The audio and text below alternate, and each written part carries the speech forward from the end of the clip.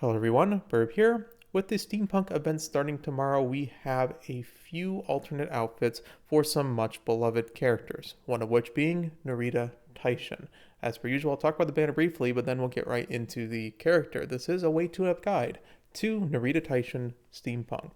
If you're an Oshi player for Narita Taishin, which there are actually quite a few of you, this is the complement to your base Taishin. If you already own base Taishin, this is what's going to fill in the gaps in those corner 4 tracks in particular, and is in general a very good medium horse. The problem that she had in JP was From the Brink had very bad timing, and there wasn't really any reason to run her because her 2 gold skills weren't really that great. Now that From the Brink has basically is a clone of On Your Left, and of course is better timing. It's only first half of the late race, quote unquote.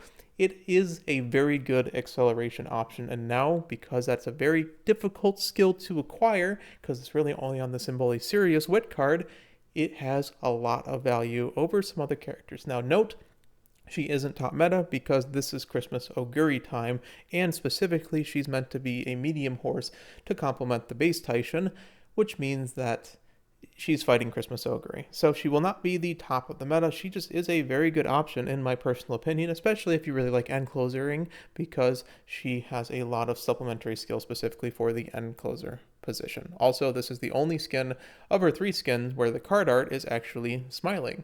Fun fact. She's also a double banner with a certain other character that I will talk about fairly shortly later. But, if you like both characters, then you always have additional value on these double banners because you can use your pity on one and you probably ended up pulling on the other, so your pity is not wasted. For the character itself, starting with her aptitudes, Narita Taishin of the 3 B&W members has the easiest time getting your mile aptitude up, but like I said, you're probably using base Taishin if you own her on those. Do note that her ultimate's probably going to be a little bit tough on miles, but we will talk about that. She's primarily a turf track runner, meant for medium distances, but can also be run on long distances as well. You can stretch her into the late surger position if you wish, although there are a lot of skills on her kit that are specifically end closer bound. Otherwise, the end closer position is an A aptitude, so really of all the characters on that we've talked about, she's really meant to just be a turf, medium, and track runner. But of course, those Oshi players are going to go and stretch her into dirt, no matter what I say. Again, you can technically build her sprint, you can technically build her pace chaser. I think base Taishin is better for either of those actually, but mostly for those sprint tracks on that Leo Cup. We were seeing base Taishins do great. This one is not so good on those shorter tracks, so try to keep her in the medium distance where she is meant to be.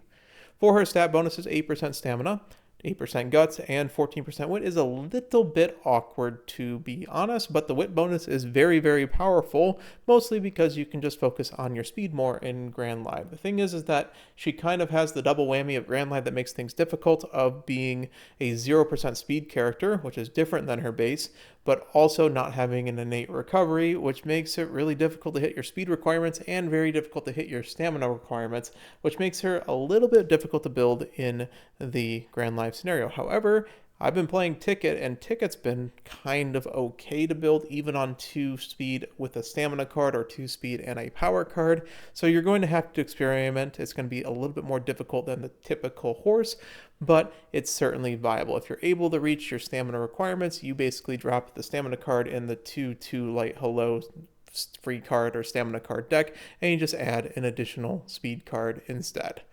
Her unique Hephaestus says aim higher, Her unique Hephaestus says aim higher, increasing velocity from mid-pack upon approaching the final straight late race. Not too much editorializing this time by Cygames. That's pretty much what the conditions are saying. You need to be in the late race and you need to be on the second half of the final corner. This is the similar to, I guess, Taiki timing and Nishino Flower timing. It's just now you have a velocity or target speed increase rather than acceleration. This is very problematic in those mile and sprint tracks because this means that it will be the second half of the final corner will be before the actual late race starts, which means it will instant proc on that second half final corner at the start of the spurt, which means it's completely eaten by the excel zone. So you're probably using base Taishin on these mile tracks in particular, and of course the sprint tracks,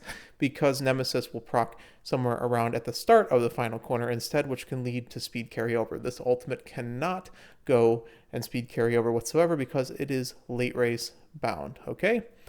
Otherwise, you do need to have a positional requirement. You have to be between 4th or 7th in Champions Meeting. It's 40% to 75% order rate, so anywhere in between 4th or 7th will work. And if you do that, that is the only conditions. It is just a late race skill that procs. That is kind of what those Steampunk banners are doing. When we get to winning ticket, it'll be the same way. It just works.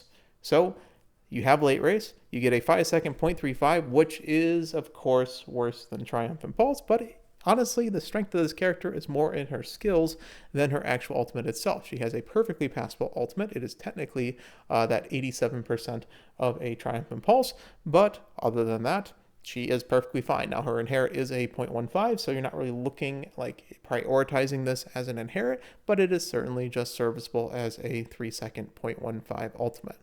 Her careers and events, if you've never played a Taishin career, or you've been just playing her in Trackblazer where all this is disabled, she has a rather unique career in which that after, just before the Kikuko, she gets a guaranteed mood down all the way to bad mood and gets practice poor. If you're able to cure that, you end up getting some all stats up and your mood is completely fixed at that point. But in Grand Live, it's a little tough because that generally means you are either infirmaring, but you can use a bunch of cards that go and cure all. Like, for example, Nice Nature Wit. If you get the Chain 2, you go and can decide to spend 5 energy and go and cure this for free without the use of a turn. That's most likely what you're going to do, is hope that it just gets a chain event that cures it for you, because you don't really want to lose many turns on your actual career. Also note that she is a 3rd or better Tenno Spring character, which means on shorter tracks, which most likely you're doing mediums anyways, it is rather difficult to go and actually build this character on, because you still need a good amount of stamina to at least survive the Tenno Show and get 3. Her secret event, Forever Fervent, is basically she has a list of various different races: the Asahi High, Satsuki Show, Tokyo Yushin, the Jap Derby, of course, Kikuko Show, Japan Cup, Arima Keenan, Tenno Show, Taka Keenan, Tenno Show again, and Arima Keenan, which some of these are on her career and some of these are not. If you're able to win 7 or more, you do get early start, which is the white version of Daring Strike. Otherwise, you just get stats based on the number of those that you actually win. Some of these, of course, are on the career itself, and in Grand Live, you're probably not doing any extra races because that just means a loss of currency. Do note that no matter what you do, you will get healed for the practice poor if you win the Nikkei Show, which is forced because that is part of her career, which will happen in late March, but that's a lot of time to have bad mood, and that's kind of why this character, has been touted as a little bit more difficult to build than others. However, with Light Hello, you generally can kind of fix your mood a little bit. After that, her costume events are a little complicated. It's technically a chain event with 3 separate chains. These will be in order, and basically if you choose all the top options, which are the stamina and guts options, you will get the long version of her event chain. If you do the bottom options, you will get the medium version of her event chain, which gives you medium corners and eager instead of long corners and pressure. And if you go and mix and match in any particular order, you instead just get a bunch of stats and skill points. It's only +3 stats, but it is 25 bonus skill points. So basically, in the situations where you don't want mid corners and you don't want long corners, you just go and grab and mix and match. So most times you will probably be picking the bottom option for both of these to get the extra hints for medium corners and eager itself. She also goes and has standing by as a top-down option. This is the Narita Taishin distance event, and otherwise she is a hot topic character, which is the worst of the 3, unfortunately, but it's still at least something. There's too many event skills to go and talk about in the previous 2 slides, so just know that these are the skills from the events. Standing by is a semi-unreliable recovery because its distance rate 75% or worse, which if you stand into a early Daring Strike, you can sometimes miss this because it is random point. Otherwise, of course, long corner is good on long, medium corner is good on medium. Pressure is a okay skill. I think they buffed it actually, but it is decent on longs, but you generally prioritize other things over it. Eager is the back half skill For mediums in general, it's just like kind of like old Fast and Furious. It's a little bit tough if you proc early Daring Strike, but you're usually fine. An early start is just, you don't really grab this unless you have the gold version Daring Strike, so this will just be some bonus skill points effectively with the hint level. Her innate skills are rather good. End closer savvy is good on end closers. It is just wit though, but it works as, you know, green proc. Nimble navigator is incredible. It's a little bit more difficult to get this outside of parents, and now she has it innately in kit, so you don't have to worry about it. And end closer straights is very good as well on end closers. You do have straights and corners with her events on this one. I believe, end closer corners? No, she does not. She only has straights and she has medium corners. Apologies for that. Medium or long corners. So you have your distance corners and you have your roll straightaways. So you'll have to find the other two of those. Her golds are where it gets kind of interesting. Breaking ahead is a little bit tough. Where they went and buffed Fast and Furious now, old Fast and Furious was 6th or worst, and we were having trouble actually proccing that skill because you really want to be in that 5th to 6th range in order to hit moving past and beyond, especially on these mediums.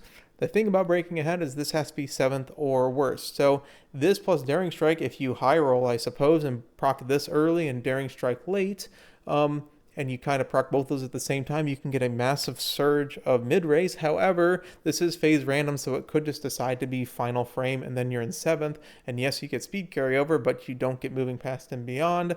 And you're kind of relying on gambling excels at that point, and you're very far from the lead, fighting characters like Christmas Oguri. So breaking ahead, it's a little bit tough because it is 7th, 8th, or 9th, since you really want to be in the middle of the pack rather, even as an end closer after position keep.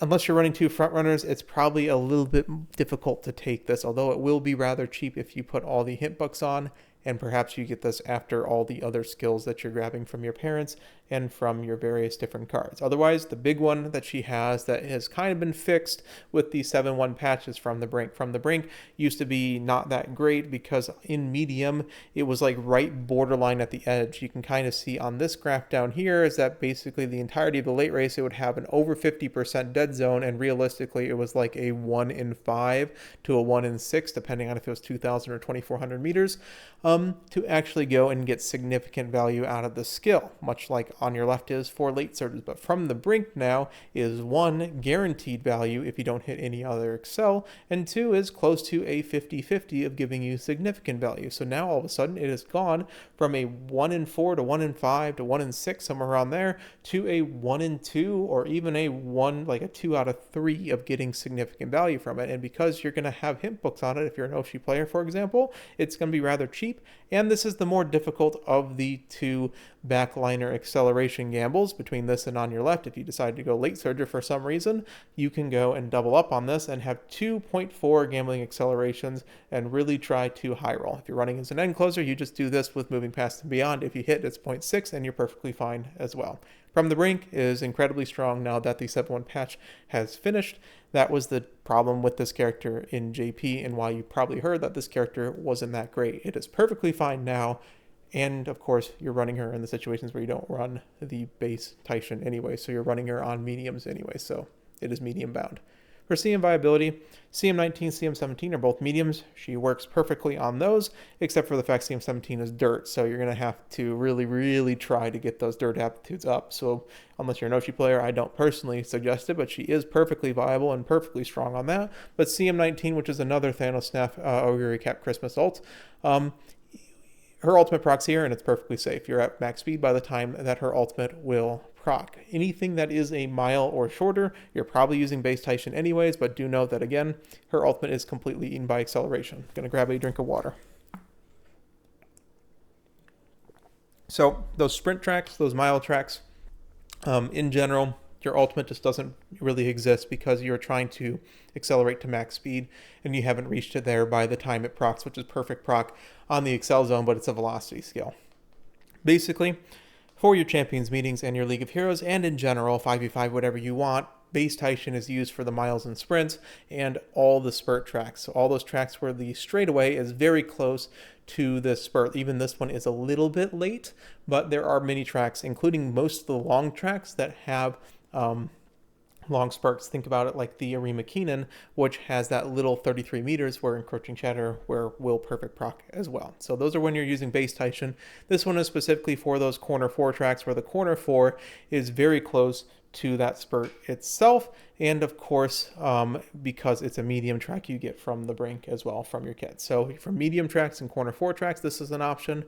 For the tracks in which mile, sprint, and most of the longs, it is base Taishin. And for the longs that are not Encroaching Shadow, you generally can interchange them a little bit. Base Taishin is probably a little better, but for the non-Encroaching Shadow longs, you're basically trading your recovery and Sleeping Lion, which is not the most reliable recovery, with Nimble Navigator and Closer Corners and Closer Corners as well. So, and Closer Straights. Keep getting them mixed up. So 2 skills that are velocities versus your semi-reliable recovery that you don't necessarily want to 100% rely on. That's kind of the trade-off on the non-Encroaching Shadow long tracks. So there's reasons to run both of them. For parent building, her affinity is very high with Ayabe. 32 is the maximum for that, and most of the end closer cast as well as B&W she has very high affinity with. Now she doesn't really have much high affinity outside of these 7 characters. That's kind of her problem, but in general with race matching you're usually perfectly fine with building it. Her aptitudes, not too great for independent training. The only problem with it is dirt G, so you can't really run all the dirts because you're going to fail most of the time with it. It's like a 50-50, somewhere around there. We don't know the numbers, but it's not the most ideal independent training character to do so. So in conclusion, okay, I guess I put all the gifts here. In conclusion, this is the complement to base Taishin. Like I said, perfectly fine character now that From the Brink is buffed, very usable on most medium tracks. There's not much else to say, except that, in the previous video, I want to clear the air. People were complaining that I called Light Hello the scenario mechanic because, she just gives tokens and you just ask her for $20, and sometimes she gives it to you, sometimes she doesn't. But yes, I completely understand you guys. Light Hello is not the scenario mechanic for Grand Live. That would be, of course, Narita Taishin. Take care, everyone. Burb out.